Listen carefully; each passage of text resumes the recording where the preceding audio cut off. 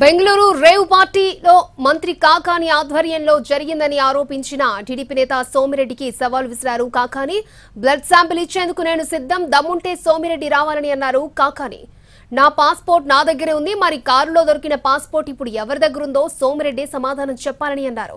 Rave పార్టీలతో దొరికిన కారుతో నాకున్న సంబంధాలేంటో రుజువు చేయాలని సవాల్ విసిరారు.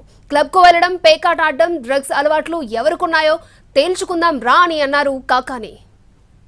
ఎవరికి ఏ అలవాట్లు ఉన్నాయనేటువంటిది ప్రజలకు తెలియాలి కాబట్టి ఒకసారి నీ బ్లడ్ శాంపిల్ నా బ్లడ్ శాంపిల్ రెండు ఇస్తే మనలో ఎవరు త్రాగుతారు ఎవరు తిరుగుతారు అనేటువంటి దాని మీద ఒక స్పష్టత వస్తుంది. డ్రగ్స్ ఎవరు వాడతారు, మందు ఎవరు కొడతారు అనేటువంటి దాని మీద ఒక స్పష్టత వచ్చేటువంటి అవకాశం ఉంటుంది. కాబట్టి నువ్వు బ్లడ్ శాంపిల్స్ ఇవ్వడానికి సిద్ధంగా ఉన్నావా అని చెప్పి ప్రశ్నించడం జరిగింది. దేనికి సమాధానం చెప్పలేదు. ఈరోజు నేనే ప్రజా జీవితంలో ఉండేటువంటి వాడు ఇటువంటి వెధవలు ఏదన్నా బురద తెలినప్పుడు దానికి సంబంధించి ప్రజలకి సరైనటువంటి నిర్దిష్టమైనటువంటి సమాధానం చెప్పాల్సినటువంటి అవసరం ఉంటుంది. కాబట్టి అందులో భాగంగా నా పాస్పోర్టు కారులో లభ్యమైంది అని అన్నారు. దాని ఆధారాలు చూపించమన్నా. ఇదిగో ఇది నా పాస్పోర్ట్.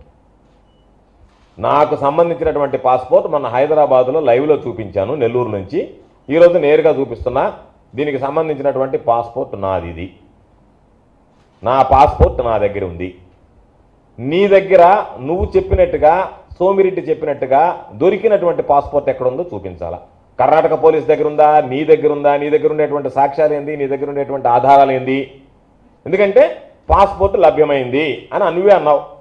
నా దగ్గర నా పాస్పోర్ట్ ఉంది అంటే దొంగ పాస్పోర్ట్ ఉందా ఏముందనేటువంటిది దాని మీద స్పష్టమైనటువంటి అవసరం ఉంది. కాబట్టి ఇదిగో ఇది నా పాస్పోర్టు.